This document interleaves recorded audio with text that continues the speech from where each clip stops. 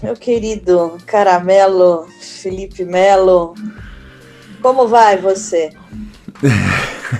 Oi, Carol. Carol, bom dia, boa tarde, boa noite, boa madrugada para você e para quem tá assistindo a gente. Eu tô daquele jeito que a gente sempre fala, né, Carol? Individualmente, me sinto protegido, com fartura, felizmente. Agora, há dimensões que estão bem incomodadas com o mundo que a gente está vivendo. E acho que até por isso que a gente vem conversar aqui, né? E aí você trouxe uma provocação para quem está vendo esse conversê aqui. É sempre assim, é um bate-volta, né? Você manda uma provocação para mim, eu mando para você, e dessa vez você me mandou uma provocação muito interessante, porque foi um chamado a conhecer, inclusive, uma artista nova, uma revolucionária desses tempos, né? Que é a Flaira Ferro, né? E você trouxe essa música que é Me Curar de Mim.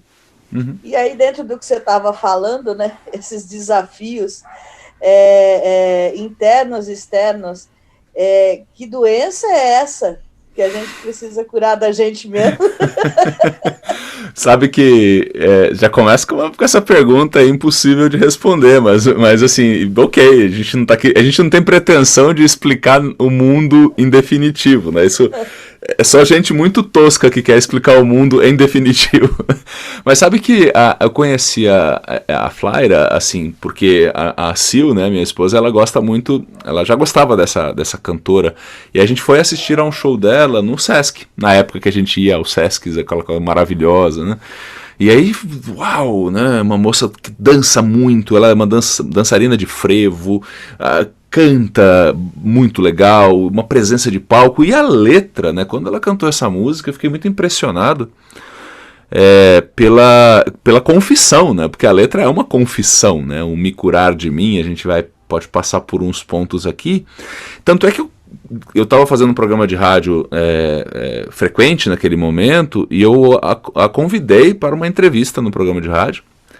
E eu comecei a entrevista falando assim, olha, estamos recebendo aqui a Flaira Ferro, e a Flaira Ferro, ela é hipócrita, ela é mesquinha, grão de areia, boba e preconceituosa, ela é carente, amostrada, dá sorriso e é corrupta, é malandra, fofoqueira, moralista e interesseira. Porque essa é a parte da confissão da música. E aí ela entrou rindo, né? Eu falei, Flaira, conta pra gente, né, o processo de você se desnudar dessa forma, assim, né? Porque...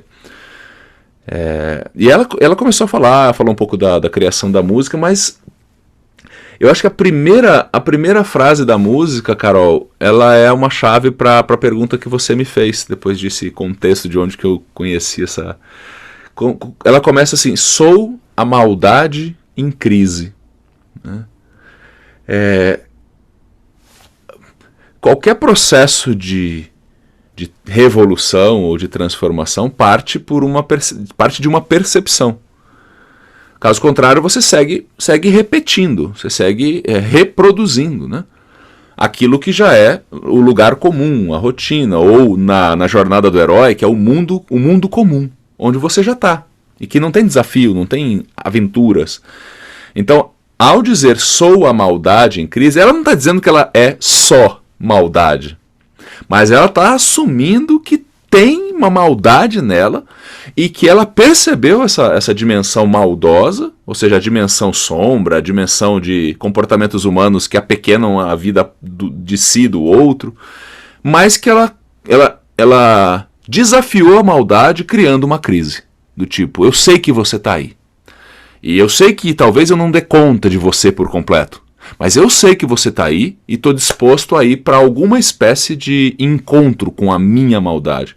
O que vai sair desse encontro, Carol, e aí eu te devolvo a pergunta, me parece que é o processo da vida toda. O que a gente faz com aquilo da gente que a gente já percebeu que não faz parte do nosso repertório mais desejado, mas que segue nos perseguindo.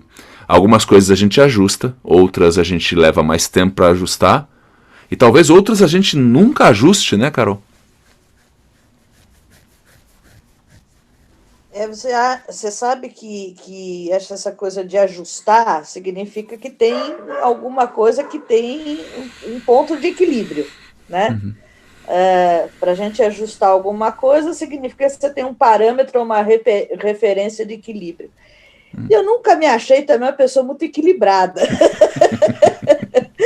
Certo? E o equilíbrio, e na canção toda ela vai trazendo, ela precisa de um corpo, né? Você precisa identificar essa parte física, né? E se precisa identificar o que compõe essa parte física. É como se fosse numa faxina mesmo, né? Então, eu preciso faxinar, e ela traz isso aqui, preciso faxinar esse trem aqui, que está cheirando mal, e o mal, essa maldade, é interessantíssimo que ela fala a maldade, não uma maldade. Uhum. Uhum. Ela traz um artigo definido, né? Ou seja, existe uma maldade identificada em crise. Né? Então, você mesmo disse que eu não sou essa maldade. Né? Existe uma maldade, a maldade identificada. E aí, dentro dessa coisa que cheira mal, né? Você vai lá no dicionário, maldade, né? Uma das coisas que fala é esse mau cheiro desagradável, né? O que não está agradável, minha gente. Uhum. Ou seja, você tem um parâmetro de agradabilidade, né? Se é assim que se fala. Mas assim, então eu preciso trazer esse equilíbrio, trazer esse espaço agradável, tanto no meu corpo, naquilo que eu habito, né? E naquilo que eu demonstro do meu habitar, né? Então, esse bioma precisa ser restabelecido, né? E acho que essa faxina eu vou contar um segredo aqui, eu sempre conto uns segredos meio... Adoro. O pessoal tem que ver mais isso só para tirar essa. Você sabe, não, me perdoa a interrupção, mas você sabe que pode ter um capítulo do Conversê, que é o Conver Segredo, né? É o Conver Segredo, que vira e mexe a gente tá se confessando aqui. Então, vou confessar que eu tenho terror com o cheiro do meu umbigo. Até que eu passo óleozinho no meu umbigo. Eu não sei se você já limpou o umbigo assim com óleozinho, mas eu limpo porque eu tenho medo que ele cheire mal. E é onde eu me acho mais desagradável. Ela fala aqui na música, eu fiquei pensando. E ela fala, o ser humano é esquisito, né? É uma armadilha de si mesmo. Né? Eu, quando faço isso, eu falo, nossa, mas que desagradável tudo, mas é porque esse mal, essa maldade, agora voltando para isso, né? É como se você tivesse que buscar algo que é desagradável, que não está agradável, e fazer essa faxina. E essa faxina, ela rasga o verbo, né, dela. E eu fiquei pensando em rasgar os meus verbos. Né? O verbo que se fez carne, como é que eu rasgo algumas coisas dele? Porque só rasgando também algumas coisas que a gente vai saber, tem coisa aí que está rasgada e vai permanecer. Mas como que isso pode não ser tão desagradável aos outros?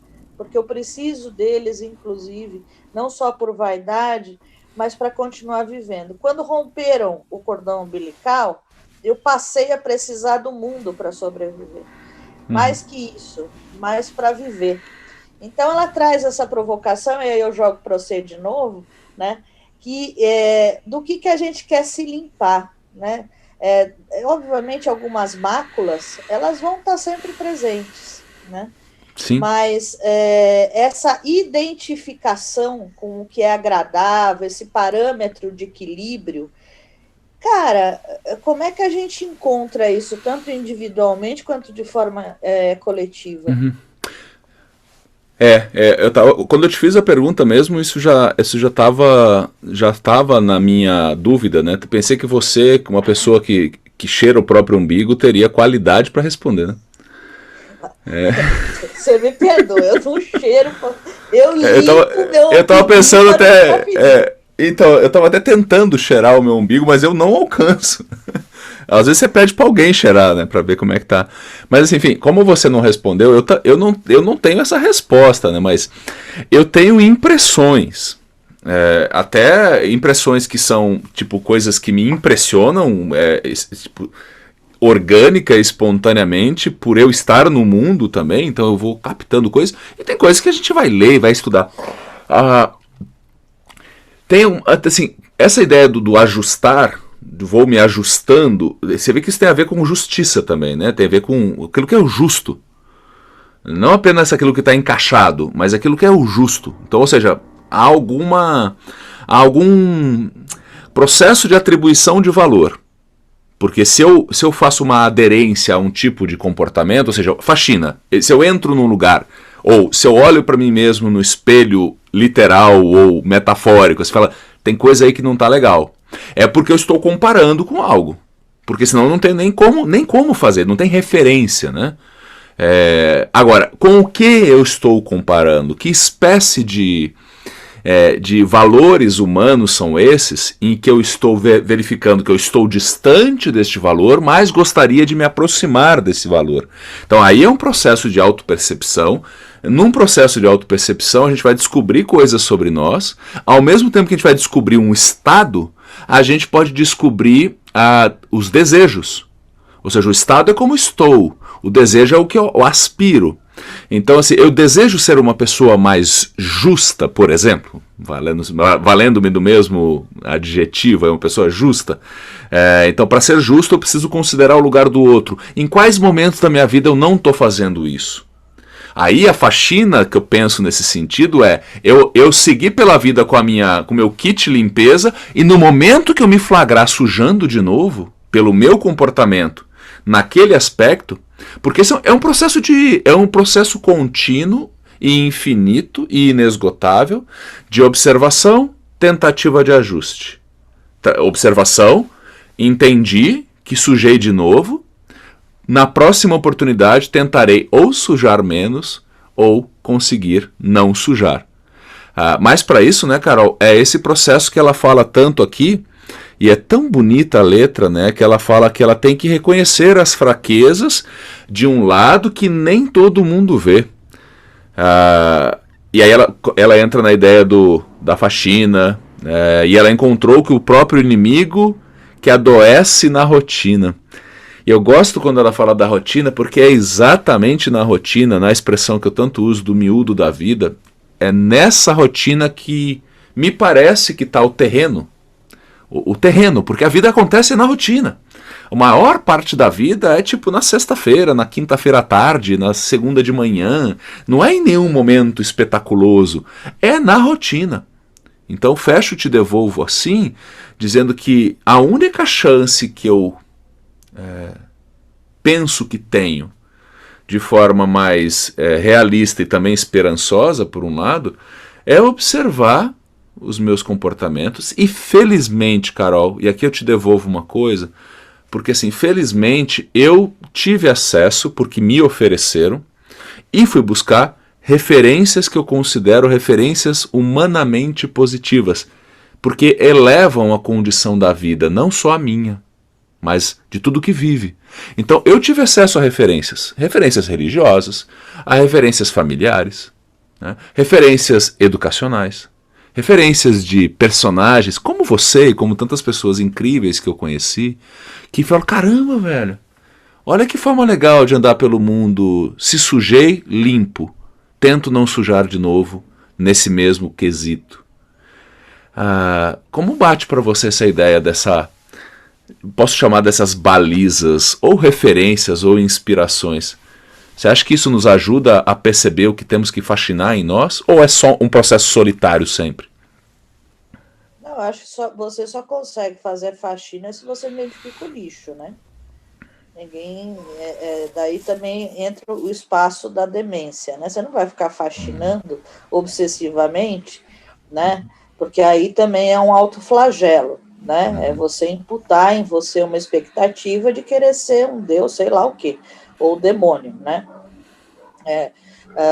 Acho que o adoecimento da rotina que você estava falando, muitas vezes, acho que tem dois olhares aí, a gente se achar um lixo, e aí você convive com lixo, tanto é que quem vive no lixo não é considerado gente, né? Quem vive do lixo, né? E que produz o lixo é o dono do lixo, né? é cada vez mais insustentável na sua vida, né? Então, acho que tem esse olhar de você se achar um lixo, né? Ou de você falar assim, olha, existe algo sujo, mal agradável, que atrapalha esse miúdo da vida nas minhas relações, porque essa identificação, às vezes você não consegue sentir o seu odor, né? É muito engraçado. Eu sou muito assim, eu uso o mesmo perfume, o mesmo sabonete, estou falando da sujeira, né? Mas há muitos anos, né? E esses dias a gente estava, não conseguiu comprar, eu mudei meu cheiro, né? Ou seja, mas eu não, veja, eu estou falando metaforicamente, mas às vezes a gente muda o nosso cheiro também, né? Porque as relações nos impõem isso, né? Inclusive a falta de dinheiro para comprar o sabonete que eu uso, tá certo? É verdade, é verdade.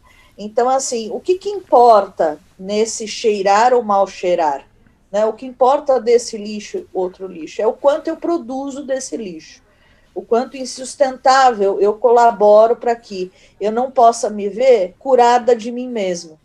Né? O que seria esse curar de mim mesmo, a não ser começar a faxinar isso e querer, de certa forma, trazer o que importa desse lixo, né? E não se sentir esse lixo. Então, ou a gente se sente lixo, ou a gente busca esse curar de mim, que é um passo novo. É um passo novo. E a gente só também consegue, a meu ver, olhar para o que é bonito nisso tudo, né? Dentro dessa canção que a faxina faz. Porque quando você está com raiva de algumas sujeiras que você produz, porque é isso, né? Qual que é o papel de uma pessoa desumana, cruel?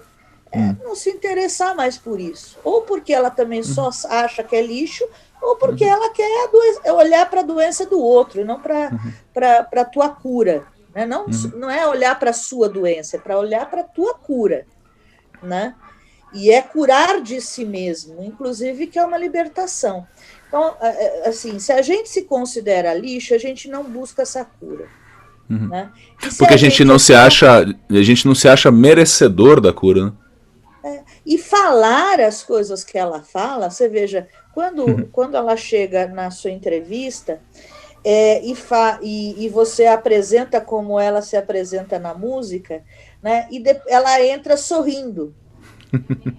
Como é que você fala que você é corrupta, que você é fofoqueira, né? Rapaz, olha, eu vou te dizer, essa faxina aqui não é fácil, porque é um revisitar constante. Mas é um revisitar numa sobriedade, né? Pianinho, como ela fala, né? Olha, aqui tem uma coisa que a música aí tem que ouvir, porque ela é pernambucana, e nessa parte exatamente que você fala do incômodo, desse olhar sincero sobre si mesma, ela canta assim: e dói, dói, dói, despir-me assim. E dói, dói, dói, expor-me assim. Mas se eu não tiver coragem para enfrentar os meus defeitos, de que forma, de que jeito eu vou me curar de mim? E aí, aqui tá a parte mais inteligente da música, da parte da inteligência. Se é que essa cura há de existir, não sei, só sei que a busco em mim, só sei que a busco em mim. Então, ou seja, aqui ainda ela mete uma filosofia na veia aqui, né? Tipo, socrática mesmo, né? Ela não sabe se existe. E é por isso que ela se torna inteligente, por não saber, mas por se interessar pela busca, que é o processo filosófico, né? A filosofia não é saber de algo, porque quem sabe é sábio, não é filósofo. O filósofo é aquele que não se cansa de perguntar por quê, e por quê, e por quê. E outro dia eu estava vendo que a pergunta é impossível de se responder na filosofia, que é por que existe se poderia não ter existido? Porque assim, para você começar a pesquisar algo, algo precisa existir. Mas assim, a partir dessa pergunta de que é irrespondível, pensando no universo, por que existe tudo o que existe se poderia não ter existido? O que fez isso? Quem criou isso? Uma vez que existe, a gente começa a perguntar. Então, nesse processo que ela fala de se expor, de se despir, eu fiquei escutando você falando das relações, do que o mundo que rela na gente, né? O quanto é importante nesse processo da gente ter por perto gente que está disposta a fazer combinados conosco em relação às nossas faxinas mútuas, porque se eu tenho que me faxinar, se Carol tem que se faxinar, certamente Silvia tem que se faxinar, Paloma tem que se faxinar. Estou falando das pessoas que estão pertinho da gente.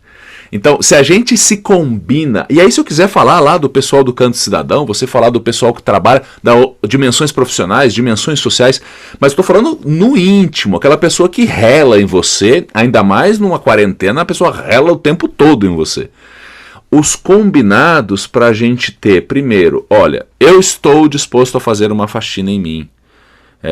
Saiba que eu estou fazendo isso, você me ajuda? Às vezes eu vou precisar que você me ajude me apontando, olha, ali ficou bem, mas ali, sabe aquele momento, ali, talvez se você pudesse, posso te ajudar em alguma coisa?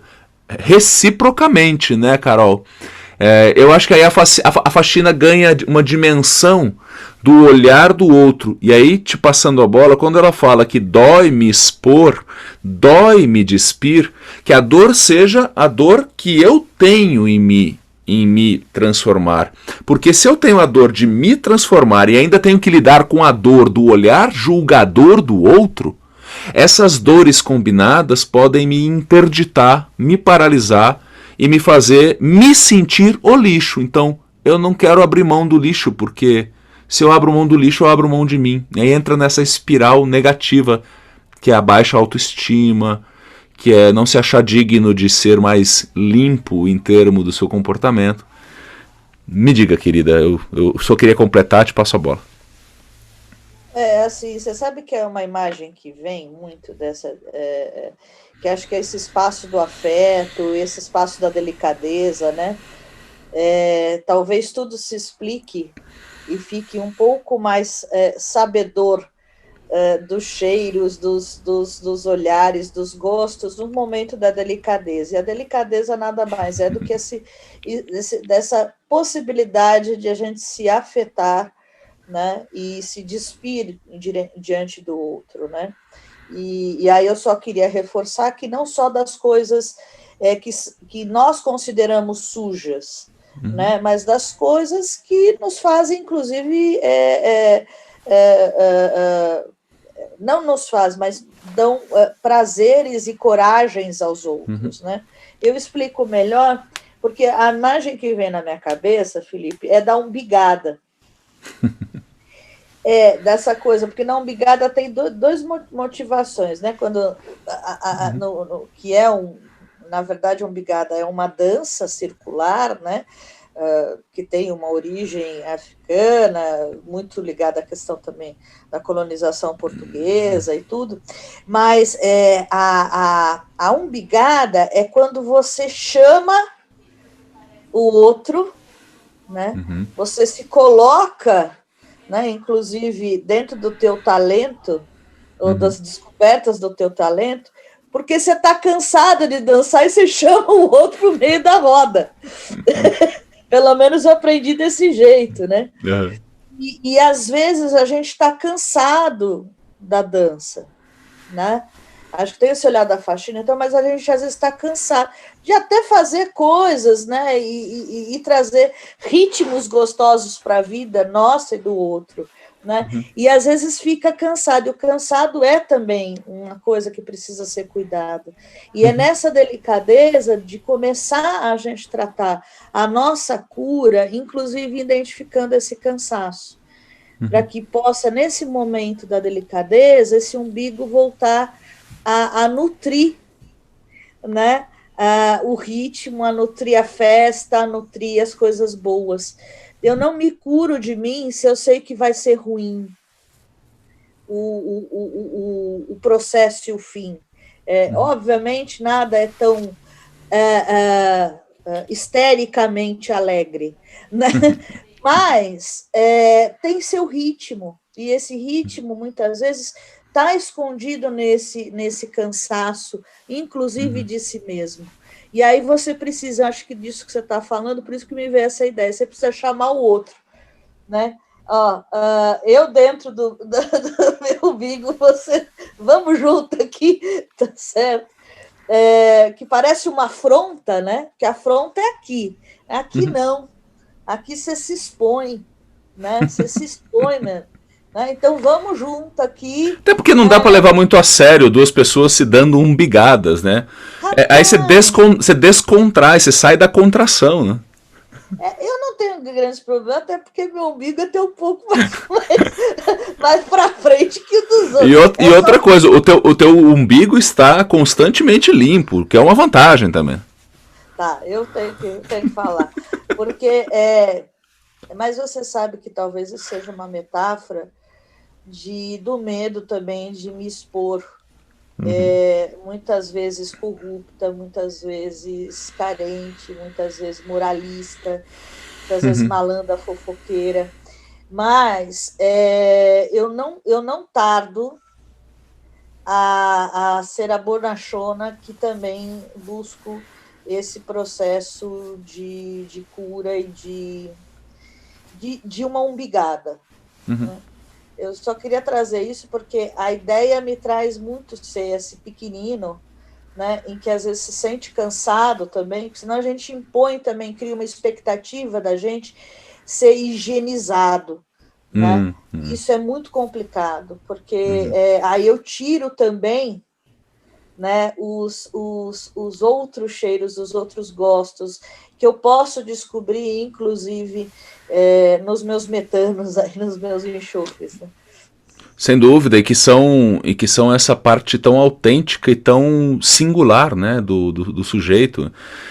Você sabe que eu lembrei que tem uma carta que um professor que eu gosto muito conta, que o Freud escreveu não sei se eu já comentei isso aqui no Conversê, mas que o Freud teria escrito para o Rilke, para o poeta Rilke.